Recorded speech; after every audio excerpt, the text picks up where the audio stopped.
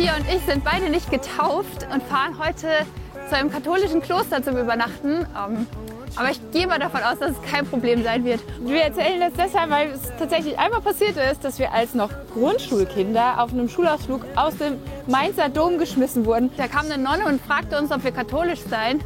Und wir so, nee, wir sind nicht getauft. Und ich so, dann müsst ihr heraus.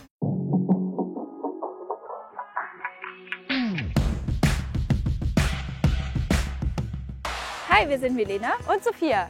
Und wir teilen uns nicht nur ein Gesicht, sondern auch zwei große Leidenschaften. Nämlich Fahrradfahren und Kochen. Jetzt ist wieder Zeit für ein Abenteuer und deswegen fahren wir wieder los. Weil wir nie gerne mit leeren Händen kommen, haben wir dieses Mal unseren Küchenanhänger dabei. Darauf können wir dann kochen und die Menschen, die wir treffen, zu einem leckeren Essen einladen. Der grobe Plan steht, wir wollen von Nürnberg über München bis zur Zugspitze fahren. Dafür haben wir 6 Tage Zeit unter einem Budget von 180 € pro Person. Ob wir damit hinkommen, schauen wir mal. Wir folgen jetzt weiter dem Altmühlradweg. Das soll sehr malerisch sein. Wir haben eine ziemlich weite Strecke heute vor uns, fast 100 Kilometer. Und ganz am Ende des Tages hoffen wir, dass wir im Kloster Plankstetten ankommen. Da haben wir gesehen, da dürfen Radtouristinnen und Touristen übernachten. Und ja, da hoffen wir, dass wir heute Abend da ein Plätzchen kriegen. Und hoffentlich hält das Wetter. Ja. Und die Reifen. Ich glaube, die Route stimmt. Hier ist ausgeschildert. Hier der Altmühltal-Radweg. Dem folgen wir jetzt.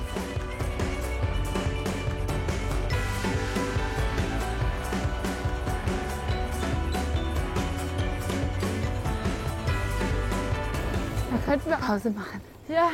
Ja, guck mal, das sieht aus, als wenn wir gleich ins Wasser gehen. Oh. Ups.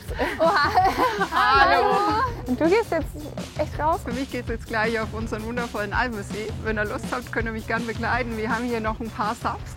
Du bist ja echt krass drauf. Das wären eigentlich optimale Boards. Bevor wir jetzt hier die Boards aussuchen, wie heißt du eigentlich? Ah, Malchida. Hi, hey, ich bin Milena. Schön, danke. Hi, ich bin Sophia. Würde ich gerne dieses nehmen. Das finde ich total schön. Ich habe so leichte Nackenschmerzen. Gibt es irgendeine Übung, die wir speziell für den Nacken machen können? Auf jeden Fall. Also ich bin ja auch Yogalehrerin und Heilpraktikerin, Physiotherapeutin. Und wenn du magst, können wir im Anschluss einfach eine therapeutische Einheit dranhängen. Kann ich vielleicht auch nur die Massage machen und meine Schwester geht aufs Board? Natürlich. Yes. Die Milena kann ja mal ein bisschen Sport machen. Ich ruhe mich ein bisschen aus in der Zeit. Gute Nacht.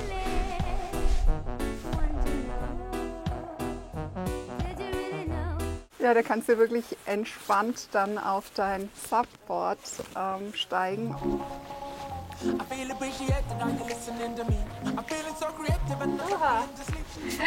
Ja, du liegst da gut, ja? Ich hab's mir bequem gemacht.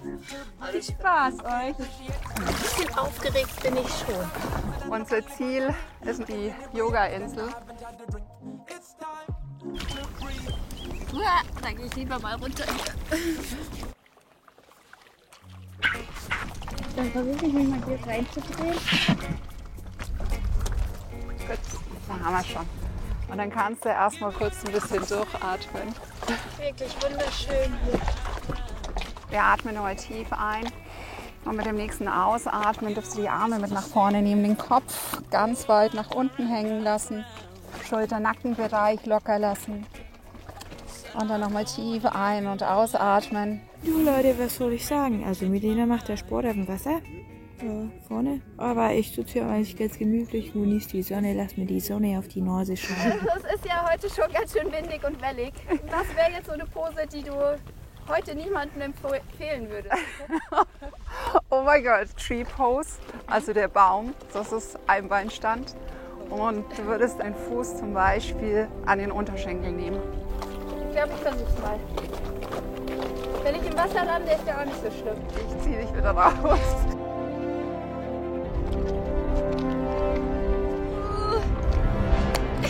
Super. Das zählt. Alle Achtung.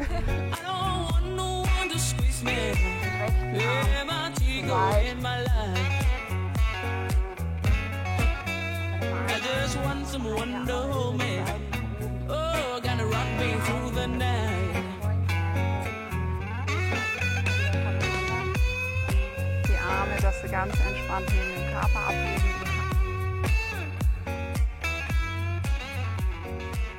Also aktuell liegt Milena da nur und das nennt sich dann jetzt in dem Fall Yoga machen. Also würde ich sagen, mache ich doch auch Yoga. Das hat mir echt richtig viel Spaß gemacht. Danke. Namaste. Namaste. Ich bin noch zum Glück nicht reingefallen, aber irgendwie jetzt, wo die Sonne raus ist, habe ich doch Bock auf Wasser. Erfrischend. Das grässliche Seeungeheuer vom Altmühlsee in Mur am See lockt jedes Jahr Touristen an, die es sehen wollen. Doch nur die wenigsten bekommen es zu Gesicht. Ist ja jetzt so schon kalt. Ja, naja gut, ich habe mich ja jetzt auch bewegt.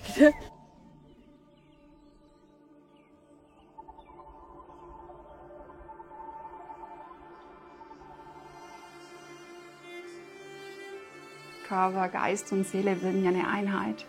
Und von dem her muss man immer das Gesamte betrachten. Das klingt plausibel. Auch wenn man nicht spirituell ist, klingt das. Und was hat dich denn dazu gebracht? Mit 30, als ich dann von meiner Weltreise zurückkam, die ich ein Jahr gemacht habe und dann 2 Jahre noch in Indien gelebt habe, als ich dann zurückgekommen bin, habe ich schon angefangen, hauptsächlich mit meinen Händen zu arbeiten, weil ich gespürt habe, dass da schon energetisch was passiert. Und seitdem arbeite ich eigentlich energetisch und kombiniere das mit therapeutischen Massagen. Was bedeutet das energetisch arbeiten? Wir gehen zusammen dann in diese absolute Ruhe, in Momente, in denen wirklich nichts mehr ist. Also so ein bisschen Aussteigen von dem Zeit- und Raumgefüge. Ich war immer so ein bisschen auf der Suche, wie geschieht Heilung. Also ich wollte unbedingt Menschen heilen. Wie und wann entspannst du für dich? Das Wichtigste ist, glaube ich, für mich persönlich, dass man diese Anbindung an oben hat. Für mich ist es ganz klar Gott, Jesus, wo ich meine Kraft, meine Energie herhole. Und wo ich auch spüre, dass da eine innere Quelle ist, die eigentlich die ganze Zeit sprudelt. Und alles abfällt, also dein Name, alles das, was du je geglaubt hast zu sein. Und dann nur noch das bleibt, was du wirklich bist. Wenn du dann entdecken kannst, was in dir alles steckt, was nichts mit deiner Erziehung zu tun hat, mit dem Land, in dem du aufgewachsen bist. Wenn diese Identifikation sich völlig lösen.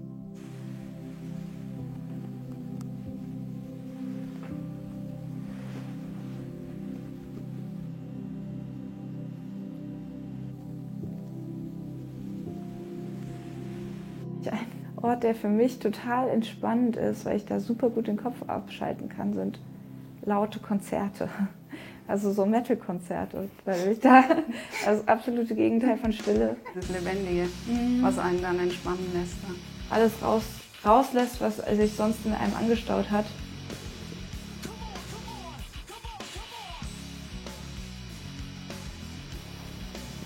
Hallo.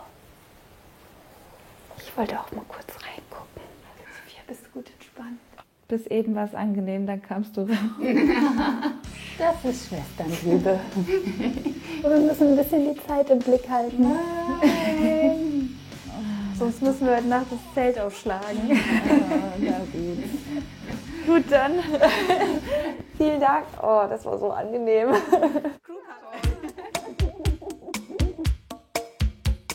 Geil, Alter, die Straße fährt sich ja richtig smooth. Richtig smooth.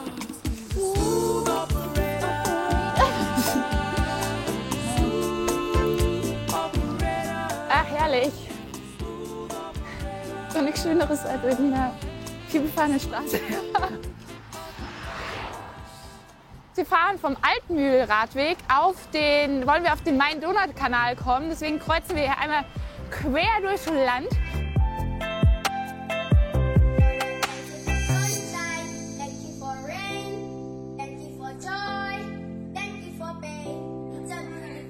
Weißt du, wir schaffen es noch ins Kloster heute. Ich weiß gar nicht, wie weit haben wir es noch? Oh, also 50 Kilometer auf jeden Fall noch.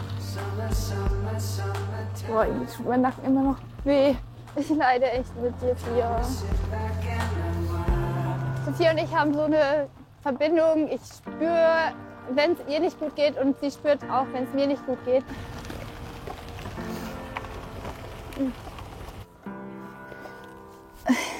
Also, es sind ja noch ein paar Kilometer. Aber das ist Garten des Heiligen Irrsinns. Das klingt ja geil. Was ist das? Sieht aus, als könnte man hinfahren, oder? Sollen wir mal vorbei? Ist ja eigentlich gar nicht so weit.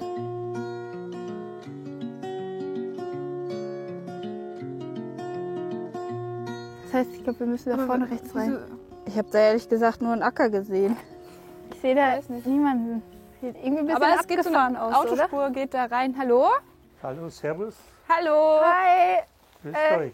wir haben das hier auf der Karte gesehen. Würdest du das gerne mal anschauen? Ich bin Milena. Servus, ich bin Hi, der ich bin Franz. Sophia.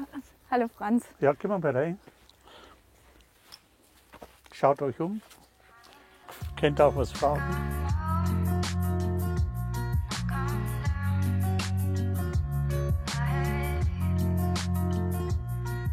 Die ganze Örtlichkeit heißt Garten des Heiligen Irrsinns. Und ich habe vor 40 Jahren angefangen, eine Hecke zu pflanzen. Mit dem Gedanken, dass ich in der Hecke Kunst mache. Wir sind ja jetzt erst ein paar Meter hier reingegangen und trotzdem ist die Stimmung hier total magisch irgendwie. Das sind für mich so die Lebensbretter. Und da mache ich seit 40 Jahren jedes Monat ein Brett und jetzt einen Punkt rein. Der Punkt ist immer ein Tag. Für mich ist das Tun das Wichtige. Ich habe ja Bauer gelernt und habe mich entschlossen, dass ich nicht mehr Landwirt sein möchte in herkömmlichen Sinn, sondern ich habe immer den Sinn des Lebens für mich gesucht und habe dann gemerkt, ich möchte eine Vogelscheuche sein. Und ich habe mir halt zuerst selber herausgestellt, dass ich gemerkt habe, dass ich erlebt habe, was eine Vogelscheuche ist. Das hat was mit der Zeit zu tun. Mhm. Und ich habe das damals nicht gewusst, also dass das Kunst ist. Ich habe eigentlich mich gesucht.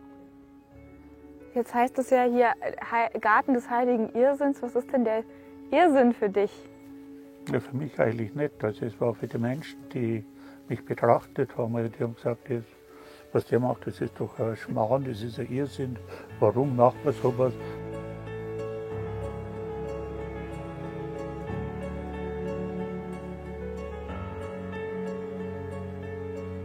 Also das ist ein Jurastein und der hat ein geologisches Zeitalter von 132 Millionen Jahren. Was? Und die hole ich, dann mache ich sie sauber und dann gehe ich her, mache ganz kleine Striche rein. Und jeder Strich ist ein Augenblick für mich. Und wenn der Stein dann voll ist, dann schließe ich wieder, dann weiß ich eigentlich, was ich bin. Ein Nichts. Gegenüber der Zeit. Die Zeit ist eigentlich das, wo man immer anders erlebt. Wenn man mit einem Menschen zusammen hat, den man gern hat, wo man eine Beziehung hat, oder wenn ich krank bin, vergeht die Zeit anders. Also wenn ich mit Freunden zusammen bin, die Zeit ist eigentlich immer nur das, die kann man eigentlich nicht erklären. Man kann die Zeit nicht erklären, man kann Gott nicht erklären, man kann diese Ewigkeit, was ist die Ewigkeit, das vorher, wie wir reinkommen sind, gibt es nicht mehr. Und das später, wenn wir rausgehen, wenn ihr jetzt da durchgegangen seid, das ist noch nicht da. Und das ist eigentlich die Zeit, nur der Augenblick. Es ist irgendwie so eine ganz besondere Stimmung. Es ist richtig schön, jetzt fällt halt auch die Sonne gerade so durch die Bäume hier durch. Aber auch diese besondere Kunst und Franz' Worte haben mich gerade irgendwie sehr bewegt.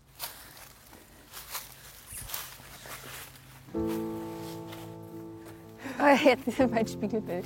Hallo. Ein Knochen. Ja, da hing eben auch einer am Baum.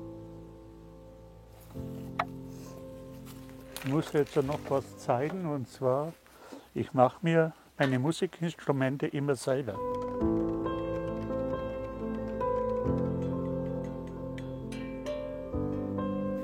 So lebe ich meine Idiotie aus.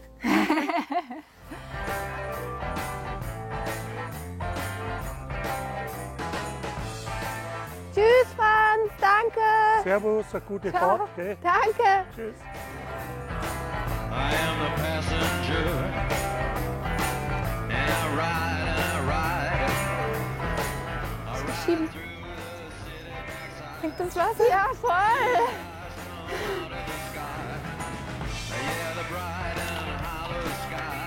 Irgendwie reicht es uns heute. Ja, es sind jetzt noch 20 Kilometer bis Plankstetten. Jetzt wollen wir auch ein bisschen low budget unterwegs sein. Wir haben ja pro Tag 60 € ungefähr geplant. 60 haben wir noch- schon ausgegeben. Genau. 300 haben wir noch für den Rest der Reise, deswegen sparen wir uns die jetzt hier und gehen low budget Auf dem campen. Campingplatz. Wie lange wollt ihr denn bleiben? Eine Nacht. Eine Nacht. Kein Problem. Dankeschön.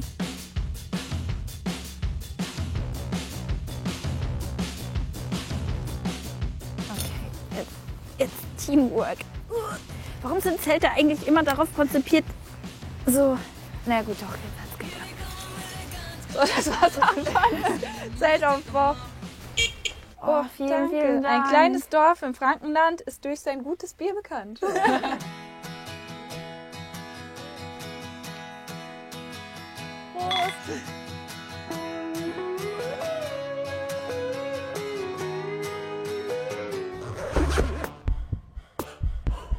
Jetzt fahren wir die letzten Kilometer bis zum Kloster Plankstetten, immer hier am Main-Donau-Kanal entlang, richtig schön. Und da kann auch der Regen nichts dran ändern. Und wenn man dann mit dem Fahrrad unterwegs ist, dann muss man die Laune ein bisschen oben halten. Und deswegen hören wir immer richtig viel Musik beim Fahrradfahren, gerade wenn es regnet. Da vorne ist schon so ein Kirchturm oder sowas. Könnte ein Kloster sein.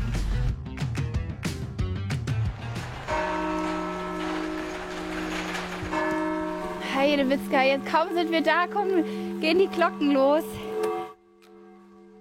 Hallo. Wir haben gehört, man kann bei Ihnen übernachten. Dieses Wochenende haben wir das Maibockfest und da sind wir natürlich ziemlich ausgebucht. Da muss ich jetzt mal schauen, Moment einmal. Da haben Sie jetzt echt Glück. Super, vielen Dank. Okay. Grüß Gott, ich bin Pater Josef Maria. Herzlich willkommen, schön, dass Sie da sind. Hallo. Hallo. Sie laufen einfach hinter mir her.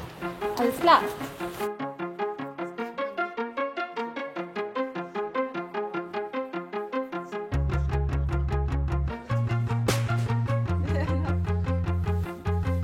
So, hier haben wir das erste Zimmer, das zweite ist sehr ähnlich. Richtig schön. Ich hätte mir so ein Klosterzimmer nicht so modern vorgestellt, muss ich sagen. Aber trotzdem wirkt es irgendwie voll natürlich. Aber jetzt wollen wir erstmal aus dem nassen Krempel hier raus.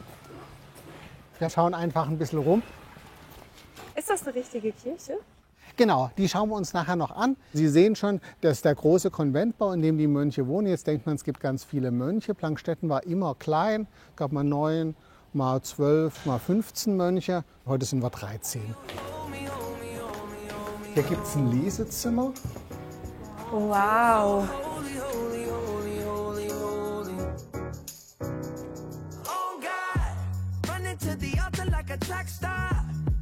Also die Idee ist, Kirche ist wie eine Burg Gottes, schützend, bergend, umhüllend. Gut, wir werden jetzt also weiterziehen. Es gibt ein altes Brauereigewölbe, da gibt es Wein zu kaufen, das ist neu gestaltet und da gibt es noch eine kleine Aufgabe zu erledigen. Oh. Also ganz einfach. Ich hoffe, Wein trinken. Nein, nein, noch einfach.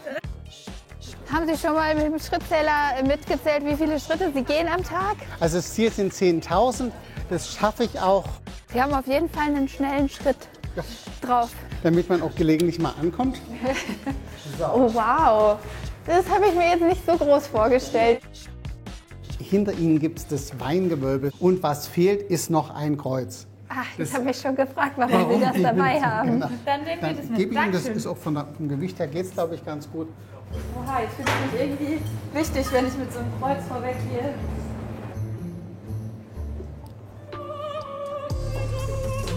Ich passe auf dich auf, Sophia, damit du aufs Kreuz aufpassen kannst.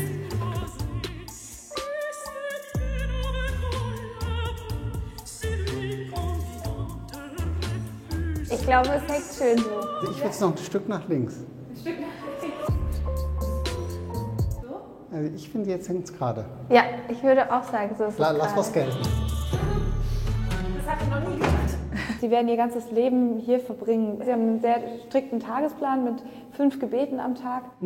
Ist das jeden Tag schön oder verflucht man es auch manchmal und wünscht sich, denken Sie auch manchmal so, oh, ich würde jetzt doch lieber noch länger schlafen? Natürlich bin ich manchmal müde früh und würde gerne länger schlafen und natürlich denke ich, muss das jetzt so sein, aber im Grunde bin ich mir sicher, dass diese Lebensform für mich die richtige ist. Ich habe mich gerade noch gefragt, ob man als Mönch Zeit hat für Hobbys. Grundsätzlich ja, es muss sich halt immer so ein bisschen einpassen. Also wenn mein Hobby Reisen ist, wird es als Benediktiner nicht funktionieren, dass man jetzt alle Kontinente besucht. Was machen Sie in Ihrer Freizeit gerne? Also ich lese gerne, wenn ich Zeit habe und ich mache Rosenkränze. Also das ist so eine Sache, die zwar auch sitzen ist, aber die mich immer ganz gut entspannt und die ich ganz gerne mache. Schön. Ja.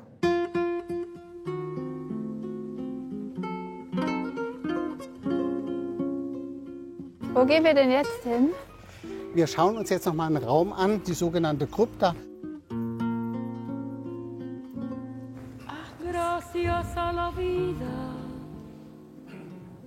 Das habe ich tatsächlich noch nie gesehen, dass es so der Raum durchgehend so bemalt ist.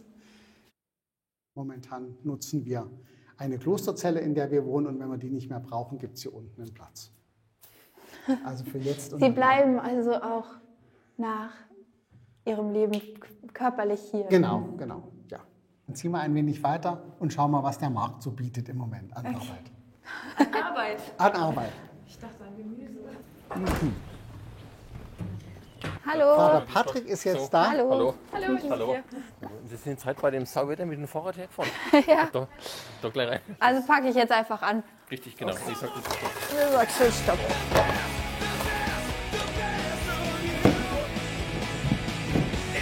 Nach dem heutigen Tag wurden ja erstmal nur die Beine bewegt. Genau. Und jetzt Kommt so ein gibt bisschen es auch noch das Krafttraining. Armtraining. Ja, genau.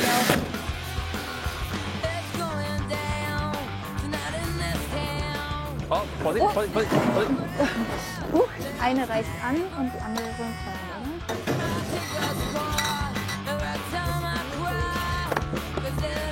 oder? Hast du mitgezählt? Ah, ich glaube, das ist noch überschaubar. 1, 2, 3, 4, 5. Was hast du vorher, bevor du Mönch wurdest, gemacht? Also ich habe gelernt so als Gas- und Wasserinstallateur und musste aber dann umschulen zum Bürokaufmann. Und dann habe ich aber gemerkt, das war mir doch etwas stupide. Und bin dann eigentlich so durch das Interesse auch, ja, ein geistiges Leben führen zu wollen, auf den monastischen Weg gestoßen. Also wenn mal irgendwo was in Siphon verstopft ist, dann können sich die anderen Mönche auch auf dich verlassen. Genau, da können Sie mich kontaktieren. Was ist das Schönste am Klosterleben? Ja, so der Wechsel aus Gebet und Arbeit. Also man macht halt eigentlich nie wirklich das Gleiche Tag für Tag.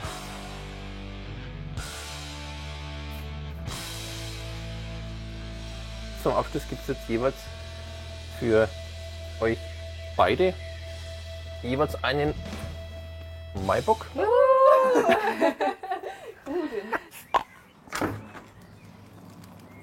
Lass dir dein Bier schmecken. Prost.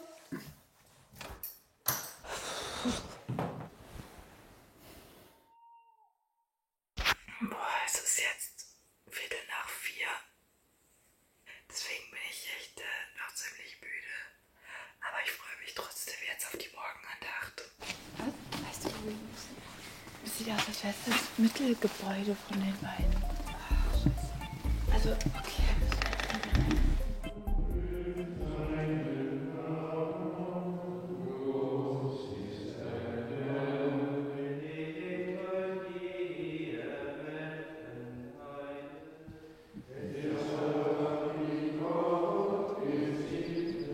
Ich hatte jetzt nicht so den Zugang dazu, also ich würde es jetzt definitiv nicht jeden Morgen machen, aber was mich beeindruckt, ist die Überzeugung der Mönche, dass sie das ihr Leben lang mehrfach am Tag machen, weil es ging jetzt doch eine Dreiviertelstunde.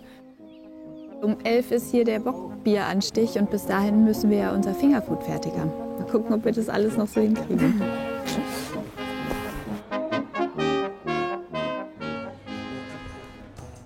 Jetzt lassen wir uns ein bisschen inspirieren. Wir haben gehört, dass es hier sehr gutes Brot geben soll. Und was wir da drauf machen, das wissen wir noch nicht, aber da schauen wir jetzt einfach mal rum. Wir nehmen hier noch so eine vegane Butter mit, oder? Ja. Bio-veganer Block. Hört sich nicht gerade lecker an, aber ich hoffe, die schmeckt gut. Heute zur Feier des Tages gibt es Maiobkleider. Ja. Das nehmen wir, eins reicht uns. Danke auch, schönen Tag. So, jetzt suchen wir uns ein schönes Plätzchen für unsere Küche.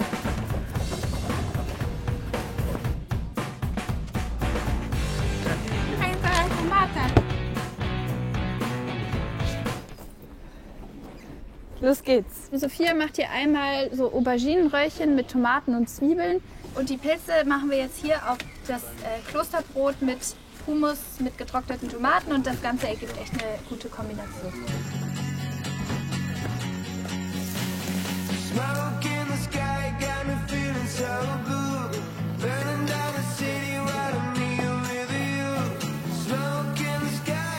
Wir haben ungefähr für 10 Leute was zu essen. Also die Leute müssen schnell sein. Gut, das ist ja auch nur als kleines Dankeschön gedacht, dass wir hier übernachten dürfen. Schaffen es noch pünktlich zum Glockenschlag. Jetzt geht's los. Ortssaft, ne, wie heißt das denn? Angestochen? Ah, jetzt gehen da alle vor. Nee, aber wir bleiben hier sitzen, oder?